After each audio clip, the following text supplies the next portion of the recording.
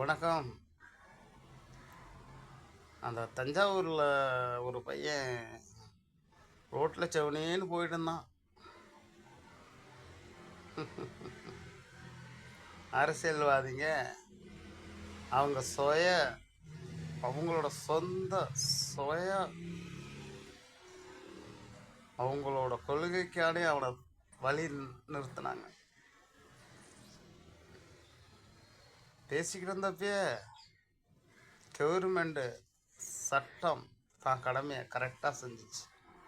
அவனை வச்சிருக்கீங்களா, கொண்டுட்டீங்களா? போலீஸ் மந்திரி யாருப்பா அது? விஜய் சொன்னாரா ஆட்சி இப்படி தான் பண்ணணும், சட்டம்லாம் இப்படி தான் பண்ணணும்னு? ரோட்டில் நடந்து போகிறவங்களாம் வழி மறைச்சு ஹெல்மெட் போடாதன்னா ஒரு கேஸு, லைசன்ஸ் இல்லைன்னா ஒரு கேஸு, பெல்ட்டு போடலன்னா ஒரு கேஸு, அவன் வீட்டுக்கு ஒரு சாக்கு மண்ணை தலையிலையோ சைக்கிள்லையோ கொண்டு போய் அவன் வீட்டு வேலையை பார்த்தானா அதுக்கு ஒரு கேஸு. இந்த மாதிரி ஓட்டு வாங்க மட்டும் என்ன விசிலா ஊதுனீங்க? நானும் ஊதுனேன். கருமா 3 மாசமா ஊதிக்கிட்டே இருந்தேன்.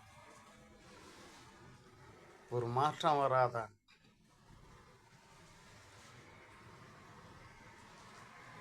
என்னமா டிஸ்ட்ரிக்ட்லாம் நின்று கூவிக்கிட்டே இருந்த? நான் வந்தேன்னா உடனே வைன் ஷாப் எழுத்து மூடுவேன். கையெழுத்துன்னா 700 கடையை தான் மூட முடிஞ்சிச்சா? பாக்கி கடையிலலாம் லஞ்சம் நிறைய தரானுங்களா?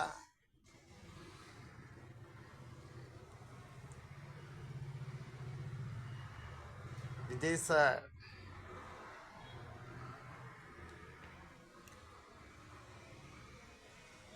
எலும்பு இல்லாத நாக்கு இருக்குல்ல, இந்த நாக்கு அது எங்கிட்ட வேணாலும் மாற்றி மாற்றி பேசும். நீ நல்லதே செஞ்சாலும் நீ தப்பு தான் செய்கிறாங்கிறான் அந்த அரசு, கடந்த ஆட்சியில் இருக்கிறவங்களாம். அப்படி இருக்கிறப்பே பவரும் கையில் இருக்கிறப்பே நீ அதை எதா இருந்தாலுமே கரெக்டாக செய்ய வேண்டியதானே? எதுக்கு யோசிக்கிற? அடுத்த 5 வருஷம் ஆட்சி பண்ணுறதுக்கா? இப்போ கிடைச்ச ஆட்சியை முறையாக செய்யறதுக்கா?